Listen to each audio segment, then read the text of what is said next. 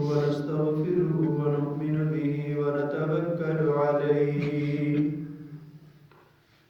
ونعوذ بالله من شرور أنفسنا ومن سيئات أعمالنا من يهده الله فلا مضل له ومن يضلله فلا هادي له ونشهد أن سيدنا ومولانا محمدا عبده ورسوله أما بعد فأعوذ بالله من الشيطان الرجيم بسم الله الرحمن الرحيم محمد رسول الله والذين آمنوا معه أشداء على الكفار رحماء بينهم تراهم ركعا سجدا يبتغون فضلا من الله ورضوانا عن أنس رضي الله عنه قال قال رسول الله صلى الله عليه وسلم لأبي بكر أنت صاحبي في الغار وصاحبي على الحوض أو كما قال رسول الله صلى الله عليه وسلم صدق الله وصدق رسوله النبي الكريم ونحن على ذلك لمن الشاهدين والشاكرين والحمد لله رب العالمين محمد رسول اللہ محمد اللہ کا رسول ہے والذین آمنوا معه اور وہ لوگ جو نبی صلی اللہ علیہ وسلم کے ساتھ ایمان لائے یعنی صدیق اکبر رضی اللہ عنہ مراد ہیں اشداء علی الکفار وہ سختی کرنے والے ہیں کافروں پر مراد سیدنا عمر رضی اللہ عنہ تراہم رکعا رحماء بینہم آپس میں ایک دوسرے پر رحم اور نرمی کرتے ہیں مراد سیدنا عثمان بن عفان رضی اللہ عنہ تراہم رکعا سجدا یبتغون فضلا من اللہ ورضوانا اور تو دیکھتا ہے ان کو سجدے کی حالت میں رکوع کی حالت میں مراد سیدنا علی بن ابی طالب رضی اللہ عنہ یہ سارے حضرات یبتغون فضلا من اللہ ورضوانا یہ سارے کے سارے اللہ کے فضل اور رضا کو تلاش کرنے والے عن انس رضی اللہ عنہ قال سمعت رسول اللہ صلی اللہ علیہ وسلم حضرت انس بن مالک رضی اللہ عنہ فرماتے ہیں میرے رسول اللہ صلی اللہ علیہ وسلم کو فرماتے ہوئے سنا کہ حضور ابو بکر سے کہہ رہے تھے قال لأبی بکر انت صاحبی فی الغار وصاحبی علی الحوض ارے ابو بکر تو غار کے اندر بھی میرا یار تھا تو حوض کوثر پہ بھی میرا دوست اور ساتھی ہوگا میرے بھائی اور دوستو آج 22 تاریخ ہے جمادی الثانی کی اتفاقاً آج وہ دن ہے جس دن رسول پاک صلی اللہ علیہ وسلم پر سب سے پہلے ایمان لانے والا، مردوں میں سب سے پہلے ایمان لانے والا یعنی صدیق اکبر رضی اللہ عنہ کے انتقال کا دن ہے آج۔ 22 تاریخ کو سیدنا ابو بکر رضی اللہ عنہ کا انتقال ہوا تھا۔ ایمان لانے میں سب سے پہل کرنے والا صدیق اکبر رضی اللہ عنہ۔ نام ابو بکر کا عبد الرحمن ان کا اپنا حقیقی نام ہے اور کنیت سے مشہور ہیں ابو بکر سے، لیکن ہمیں تو نام سے کوئی واقفیت نہیں ہے۔ تو بہرحال سب سے پہلے ایمان لانے والے اور بلا سوچے سمجھے، بلا غور و تدبر کیے ہوئے بہت سے لوگ مسلمان ہوئے، حالات کا انتظار کرتے رہے۔ اگر مالداروں نے محمد الرسول اللہ کی اتباع کی تو ہم بھی محمد الرسول اللہ کی نبوت پر ایمان لائیں گے۔ اگر مالداروں نے محمد الرسول اللہ کے ہاتھ پر بیعت نہ کی تو ہم بھی مسلمان نہیں ہوں گے۔ لیکن صدیق ان لوگوں میں نہیں تھے۔ صدیق کو لا الہ الا اللہ کی خبر کانوں میں پڑتے ہی تصدیق کر دی، لا الہ الا اللہ محمد الرسول اللہ۔ صادق بھی تھے، امین بھی تھے، اور سچائی کا لقب بھی ان کو ملا ہے۔ دنیا میں کل تین صدیق اور صدیق اکبر ان میں سب سے اعلیٰ ہیں۔ 2 کا تعلق موسیٰ، چار صدیق تھے۔ ایک جو سورہ یاسین میں یہ جو آیت ہے وَجَاءَ مِنْ أَقْصَى الْمَدِينَةِ رَجُلٌ يَسْعَىٰ قَالَ يَا قَوْمِ اتَّبِعُوا الْمُرْسَلِينَ، 3 نبیوں کا پہرے دار، 3 نبیوں پر ایمان لانے والا حبیب بن نجار ایک یہ صدیق تھا، اور دوسرا صدیق جس نے موسیٰ علیہ السلام کو آ کر یہ اطلاع دی تھی، رجل یکتم ایمانہ، موسیٰ علیہ السلام کے پاس آیا تھا فرعون کا آدمی، ایمان لانے والا تھا لیکن ایمان چھپا کر لانے والا تھا۔ اس نے موسیٰ کو کہا موسیٰ اب فرعون کے پاس نہ جانا، اب بستی والوں کے پاس نہ جانا، انہوں نے فیصلہ کیا تجھے قتل کرنے کا۔ تو یہ بھی صدیق تھا کہ یکتم ایمانہ، جو ایمان چھپا کر لایا تھا، موسیٰ کو اطلاع دی اس علاقے سے نکل جاؤ۔ چنانچہ موسیٰ علیہ السلام وہاں سے مدین چلے گئے، حضرت شعیب علیہ السلام کے گھر میں وقت گزارا۔ یہ 2 صدیق ہو گئے۔ تیسرے صدیق کا تذکرہ قرآن نے سورہ کہف میں کیا ہے، جو موسیٰ علیہ السلام کے ساتھ سفر میں حضرت خضر کی تلاش میں گئے تھے، اس کا تذکرہ بھی قرآن نے کیا ہے۔ اور ایک میرے نبی کا یار جس کا ذکر بھی قرآن نے کیا ہے، ثانیت نین قرآن نے کہا ہے کہ غار کے اندر 2 تھے، 2 کا دوسرا صدیق اکبر ہے جس کا ذکر قرآن نے کیا ہے، والذین آمنوا معہ، اور وہ لوگ جو نبی کے ساتھ ایمان لائے، سفر میں بھی نبی کا ساتھی، حضر میں بھی نبی کا ساتھی، تو یہ بھی صدیق، یہ 4 تھے اور یہ صدیق اکبر ہیں۔ اور صدیقیت نبوت کے بعد کا درجہ ہے، اعلیٰ درجہ نبوت کا ہے، اس کے بعد درجہ صدیقیت کا ہے، پھر بعد میں درجہ صحابیت کا ہے۔ تو یہ صدیق، ہمارے صدیق، یہ صدیق اکبر تھے۔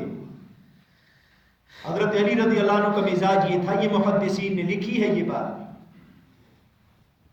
حضرت علی رضی اللہ عنہ کو جب بھی کوئی یہ اطلاع دیتا کہ یہ رسول پاک علیہ السلام کی حدیث ہے، حضرت علی رضی اللہ عنہ اس سے 2 گواہ مانگتے تھے کہ 2 مرد پیش کرو جنہوں نے تیرے ساتھ مل کر حضور صلی اللہ علیہ وسلم سے یہ حدیث سنی ہو۔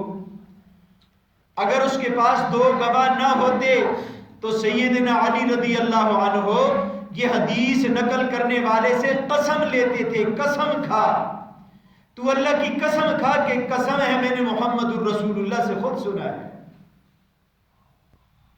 لیکن جب صدیق اکبر کی روایت کی باری آئی حضرت علی خود روایت کرتے ہیں مشکات شریف میں، کہتے ہیں سمعت ابا بکر قال سمعت رسول اللہ صلی اللہ علیہ وسلم، میں نے ابو بکر سے یہ بات سنی، ابو بکر نے محمد الرسول اللہ سے سنی۔ یہاں پر سیدنا علی نے حضرت ابو بکر سے روایت میں قسم نہیں لی۔ اور کسی نے پوچھا ہم تو جب حضور کی بات کریں تو ہم سے گواہ مانگے، جب ہم حضور کی بات کریں ہم سے تم قسم لو، اور جب ابو بکر کی باری آئی تو نے خود کہہ دیا سمعت ابا بکر قال سمعت رسول اللہ صلی اللہ علیہ وسلم قال، کہ میں نے ابو بکر سے سنا، ابو بکر نے محمد الرسول اللہ سے سنا۔ قسم کیوں نہیں لی؟ فرمایا کہ نبی علیہ السلام کی زبان اطہر سے اس کے بارے میں نے سنا ہے الصادق المصدوق، یہ خود بھی سچا ہے، کافر بھی تصدیق کرتے ہیں کہ ابو بکر سچا ہے۔ اس سے کیوں میں قسم لوں؟ جس کو صدیقیت کا، سچائی کا لقب ملا ہے، جس کو یہ تمغہ ملا ہے، میں اس سے کیوں قسم لوں؟ تو میرے نبی کے ایسے یار تھے، یہ ایسے یار تھے جو سفر میں بھی نبی کا ساتھی ہے، جو حضر میں بھی نبی کا ساتھی ہے، غار میں محمد الرسول اللہ کے ساتھ 3 دن گزارے ہیں۔ ایک دن حضرت عمر رضی اللہ عنہ نے ابو بکر سے کہا حضور کے انتقال کے بعد، ارے بھائی ابو بکر سودا کرتے ہیں، میرے ساتھ سودا کرو۔ کہا عمر کس چیز کا سودا کرے؟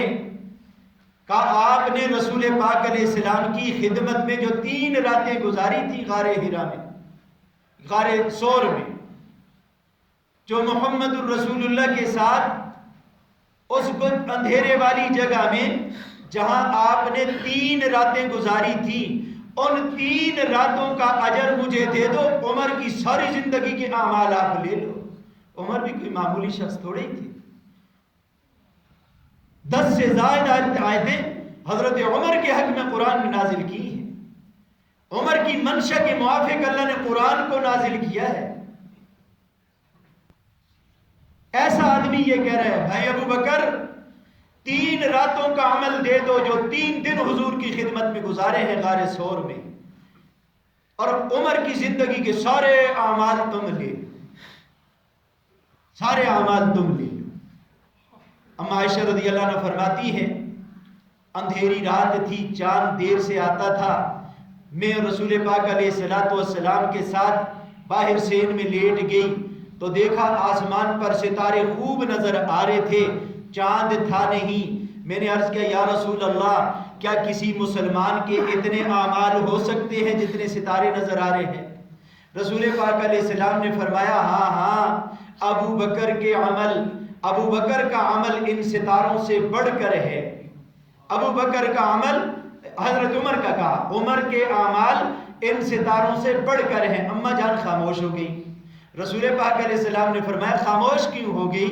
عرض کیا یا رسول اللہ میرے دل میں تو یہ تھا میں آپ سے پوچھوں گی، آپ فرمائیں گے ابو بکر کے اعمال ستاروں سے بھی زیادہ ہیں، ستاروں جتنے ہیں، لیکن آپ نے تو سیدنا عمر کا ذکر کر دیا۔ فرمایا عائشہ عمر کے اعمال ستاروں جتنے ہیں، ابو بکر کے اعمال کا کیا پوچھنا؟ ابو بکر کی تو 3 راتیں جو میرے ساتھ گزاری ہیں وہ 3 راتوں کے اعمال ان ستاروں سے بڑھیا ہیں۔ اس کے 3 راتیں جو میرے ساتھ گزاری ہیں، 40,000 درہم سیدنا ابو بکر رضی اللہ عنہ نے جمع کر کے رکھے تھے ایمان والوں کی خدمت کے لیے۔ 35,000 درہم یہ 13 سال کی محنت میں حضور پر لٹا دیے تھے، دن رات کو حضور۔ اور پھر یہ میری طرح تھوڑے ہی تھے، آپ کی طرح تھوڑے ہی تھے۔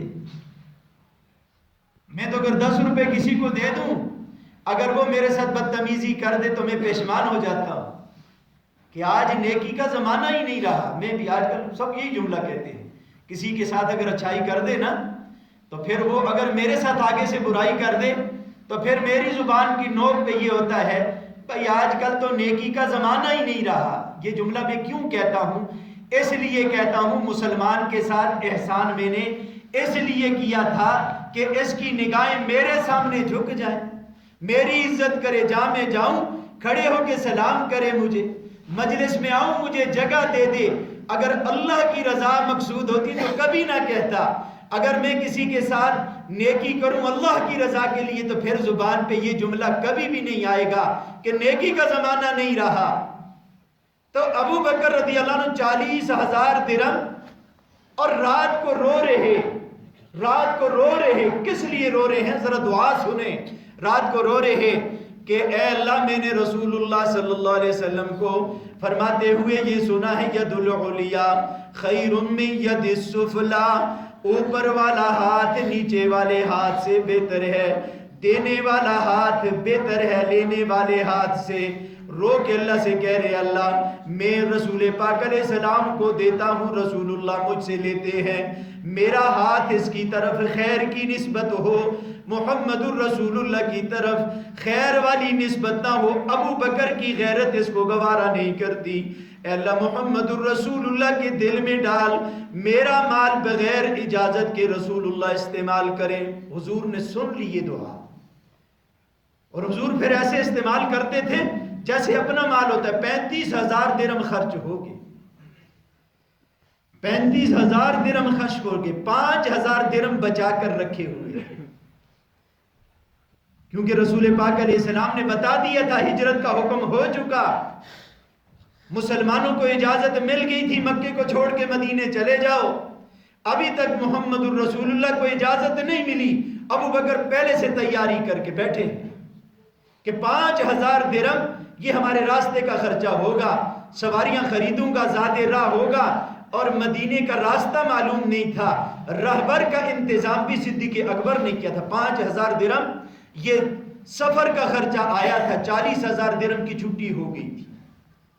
تو آج اس شخص کے انتقال کا دن ہے 22 ربیع الثانی. سیدنا ابو بکر رضی اللہ عنہ اس دنیا سے رخصت ہوئے تھے. اور عمل کے اعتبار سے میں نے بتایا بڑھیا ترین عمل، ایمان لانے والوں میں بڑھیا ترین آدمی.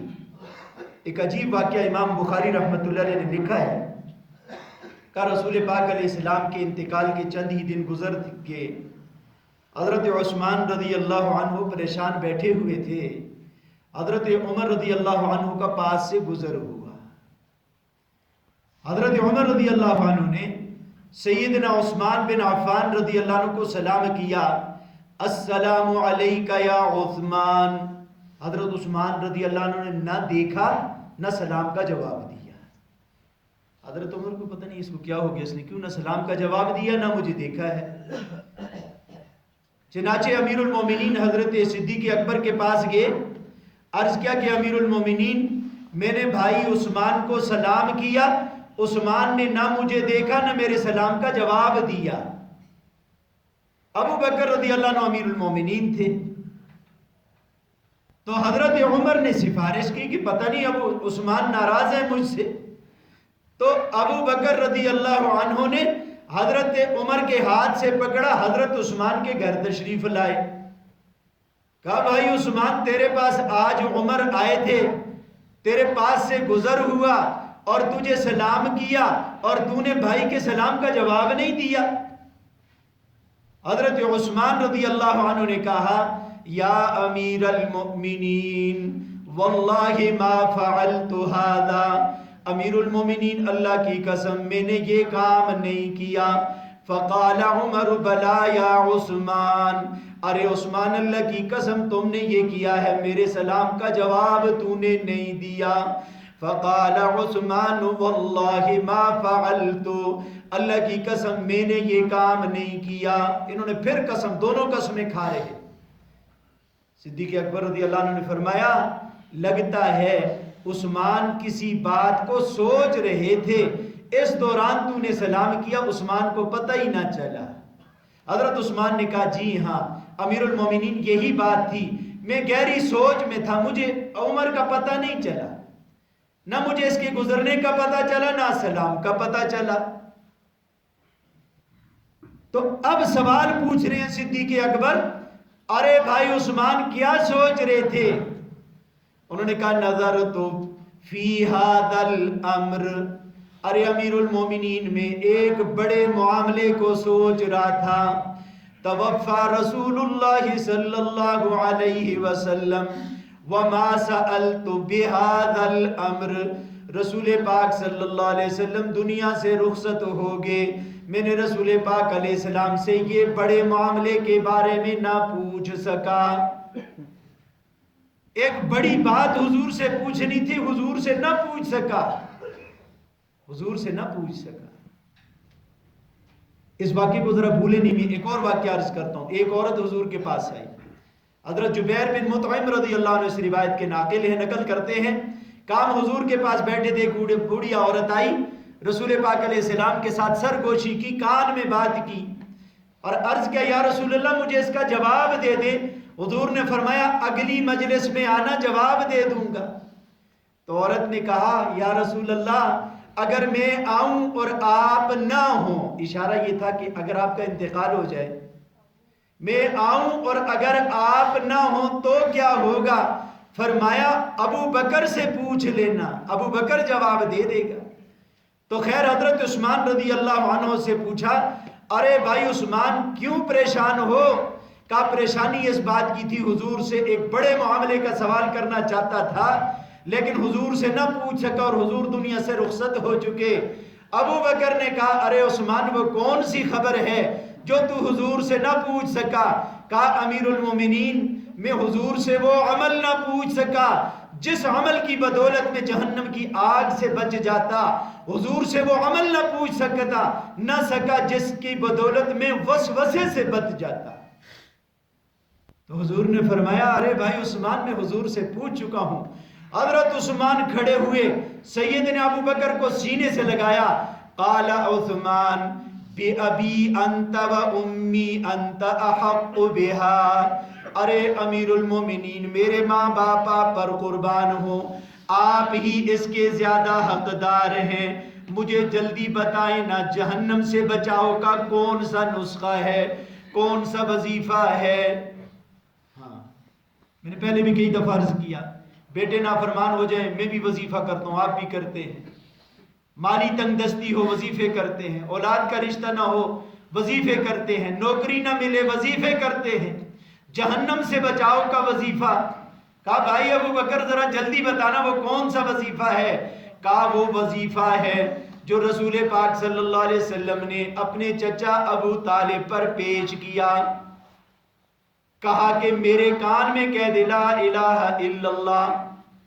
کہا میرے نبی نے جو اپنے چچا ابو طالب پر جو کلمہ پیش کیا تھا اس کلمے کو پڑھ لینا جہنم کی آگ سے بچاؤ کا ذریعہ بھی ہے اور وسوسے سے بچاؤ کا ذریعہ بھی ہے۔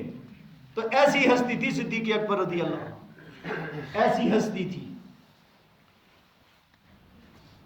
بدر کے میدان میں جب 70 مسلمانوں کی تعداد 313، کافروں کی تعداد 1000، کافر جو قتل کیے گئے تھے 70 مارے گئے تھے اور مسلمان شہید ہوئے تھے صرف 14، تو 299 مسلمان 70 قیدیوں کو لے کر مدینۃ الرسول میں پہنچے، 70 قیدی پکڑ کے لے آئے جن میں حضرت ابو بکر کا بیٹا عبد الرحمن بن ابی بکر موجود تھا، رسول پاک علیہ السلام کا چاچا حضرت عباس اور چچا زاد بھائی حضرت عقیل بھی موجود تھے، ابو بکر حضرت عمر رضی اللہ عنہ کا بھائی زید بن خطاب بھی موجود تھا، یہ بڑے بڑے لوگ اس مجمع میں موجود تھے، حضرت خالد بن ولید کا بھائی ولید بن ولید بھی موجود تھا، یہ بڑے بڑے لوگ قیدی بن کر مدینے میں آئے۔ رسول پاک علیہ السلام نے حضرات صحابہ کرام سے مشورہ کیا، رسول پاک علیہ السلام نے حضرات صحابہ کرام سے مشورہ کیا ان قیدیوں کے بارے میں کیا ہونا چاہیے۔ اس مشورے سے پہلے انصار نے کیا کہا تھا؟ انصار نے حضور کو کہا تھا یا رسول اللہ ہم ان ساروں کو ذبح کر دیں گے، انہوں نے آپ کو بڑی اذیت پہنچائی ہے، ان کے گلے پہ چھرے چلائیں گے ہم، عباس کو بھی ذبح کریں گے۔ تفسیر مزری والوں نے لکھا ہے جب رات آئی رسول پاک صلی اللہ علیہ وسلم ساری رات روتے رہے، حضور سوئے نہیں کہ میرا چچا بھی ذبح ہو جائے گا صبح۔ جب صبح ہوئی سب سے پہلی ملاقات حضرت عمر سے ہوئی، حضرت عمر نے دیکھا میرے نبی کے آنسو جاری ہیں، عرض کیا یا رسول اللہ کیوں رو رہے ہیں؟ کہا یہ لوگ ذبح ہو جائیں گے، چاچا بھی ذبح ہو جائے گا، کافر، وہ کافر جو میرے نبی کے خون کے دشمن تھے، ایسے کافروں کے لیے بھی میرا نبی ساری رات روتا رہا۔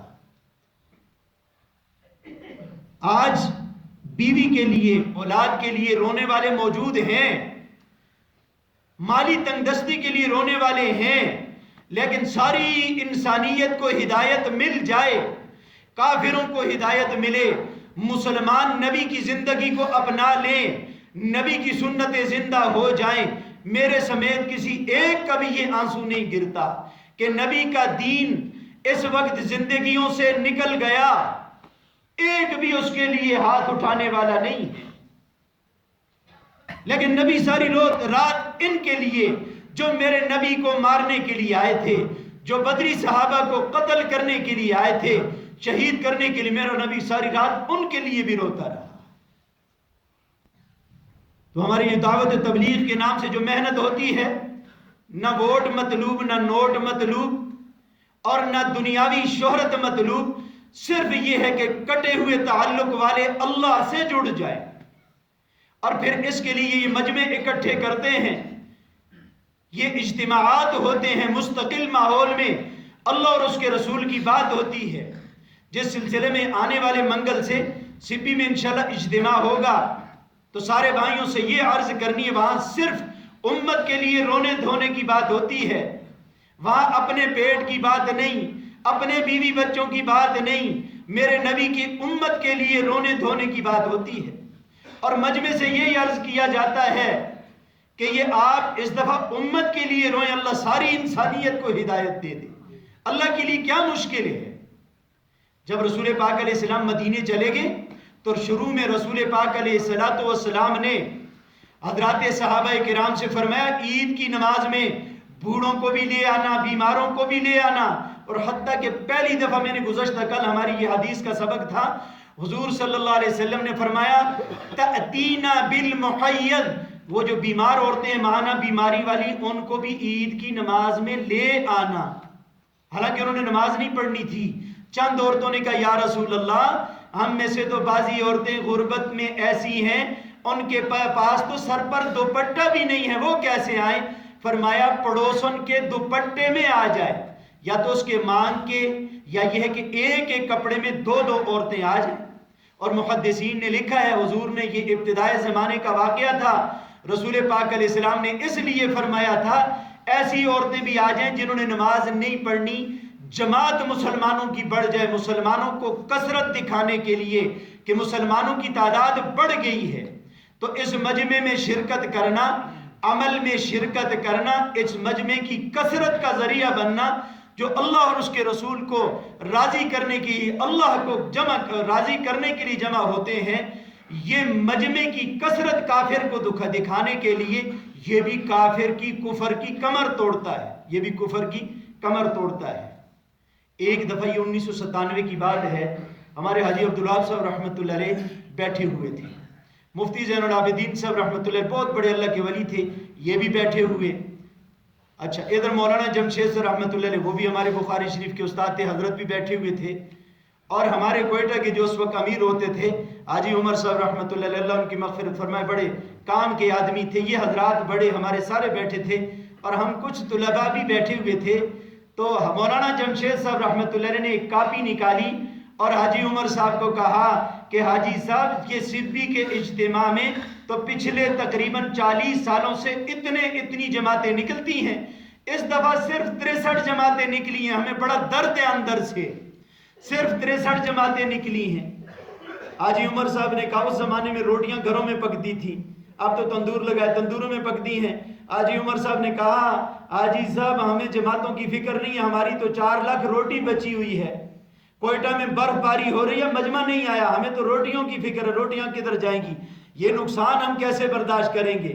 مفتی صاحب رحمۃ اللہ علیہ، اللہ ان کی قبر ان کو نور سے بھر دے، ایسی عجیب ہستی تھی کہ جو زبان ان کو بیان نہیں کر سکتی۔ حضرت مفتی صاحب رحمۃ اللہ علیہ نے جب یہ بات سنی کہ کوئٹہ میں برف باری ہو گئی، اور اس سے پہلے جو ہے رائے گنج میں بھی بارش ہو گئی تھی، مفتی صاحب نے حاجی عبدالوہاب صاحب سے کہا کہ میں نے تمہیں کئی دفعہ کہا ہے یہ مجمع مت لگایا کر. کبھی رائے گڑھ میں مجمع لگاتا ہے، کبھی کراچی، کبھی اسلام آباد، کبھی سپی اور بنگلہ دیش میں. یہ مجمع بند کرو. اس وقت حاجی صاحب رحمت اللہ علیہ نے ایک جملہ کہا. یہ جب حدیث میرے سامنے سے گزری تو مجھے وہ تقریباً 23 سال پرانی بات ذہن میں آئی کہ حاجی عبدالوہاب صاحب نے مفتی صاحب کو جواب دیا، مفتی صاحب خدا کی قسم مجھے پتہ ہے اس مٹی میں جوان بھی آتے ہیں، بوڑھے بھی آتے ہیں، بیمار بھی آتے ہیں. مجھے پتہ ہے یہاں پینے کا پانی مٹی والا ہے، یہاں رہنے کے لیے مٹی ہی مٹی ہے. گھاس پر لیٹتے ہیں، سارا دن دھوپ میں بیٹھتے ہیں، یہاں بیت الخلاؤں کی سہولت موجود نہیں. خدا کی قسم یہ کفر کی کمر توڑنے کے لیے میں مجمع اکٹھے کرتا ہوں کہ کافر کو اتنی تکلیف ہوتی ہے، نہ کوئی پولیس، نہ کوئی ڈنڈا، نہ کوئی میڈیا والا، اور نہ کوئی بینر لگا ہے، نہ کوئی اعلان ہوا، اور لا الہ الا اللہ کی بنیاد پر لاکھوں کا مجمع اکٹھا ہو جاتا ہے. تو بہرحال میں یہ عرض کر رہا تھا، سیدنا ابو بکر رضی اللہ عنہ حضور ساری رات روئے ہیں. بدر کے قیدیوں کو قتل کرنے کی باری تھی. حضرت عمر صبح ملاقات ہوئی. عمر نے عرض کیا یا رسول اللہ کیوں روتے ہیں؟ فرمایا آج عباس ذبح ہو جائے گا، عباس کے لیے رویا ہوں، ان کے لیے رویا ہوں کہ یا رسول اللہ انصار کو کہہ دوں کہ عباس کو معاف کر دیں؟ فرمایا ان کو کہہ دو. پھر دن کو مشورہ ہوتا ہے، دن کو مشورہ ہوا. ابو بکر نے کہا یا رسول اللہ آپ رحمت للعالمین ہیں، معاف کر دیں، جزیہ لے لیں. عمر سے پوچھا بھائی عمر کیا ہو؟ کہ یا رسول اللہ عباس کے گلے پہ آپ چھرا پھیریں. ابو بکر کو کہیں عبد الرحمن بن ابی بکر بیٹے کے گلے پر چھرا پھیرے، اور میں اپنے بھائی زید کے گلے پر چھرا پھیروں گا، میں ذبح کروں گا اس کو تاکہ کفر کی کمر ٹوٹ جائے. رسول پاک علیہ السلام نے فرمایا ارے عمر تیری مثال تو جبریل جیسی ہے، تو جبریل کی طرح سخت ہے. قوم عاد کا ستیہ ناس کیا، قوم سمود کا ستیہ ناس کیا، لوگ روتے رہے، نہ اس نے بچوں کی آہو پکار کو دیکھا، نہ عورتوں کے رونے کو دیکھا، ستیہ ناس کر دیا. اور ارے عمر تیری مثال تو جبریل جیسی ہے، تیری مثال تو نوح جیسی ہے. نوح کہتے رب لا تذر علی الارض من الکافرین دیارا، اللہ کافروں کا ایک گھر نہ چھوڑنا. پھر فرمایا ابو بکر تیری مثال تو دودھ کی طرح ہے، تیری مثال تو میکائیل کی طرح ہے. میکائیل بارش کافر پر بھی برسائے، مسلمان پر بھی برسائے، دہریے پر بھی برسائے. جبریل میکائیل کبھی نہیں کہتا کہ یہ مسلمان یہ غیر مسلمان، ساروں کو روزی بھی پہنچاتا ہے. کہا ابو بکر تیری مثال تو نرمی ہے، ابو بکر تیری مثال ابراہیم جیسی ہے. ابراہیم ہاتھ اٹھا کے کہتا ہے فمن عصانی فمن تبعنی فانہ منی، جس نے میری مانی وہ میرا ساتھی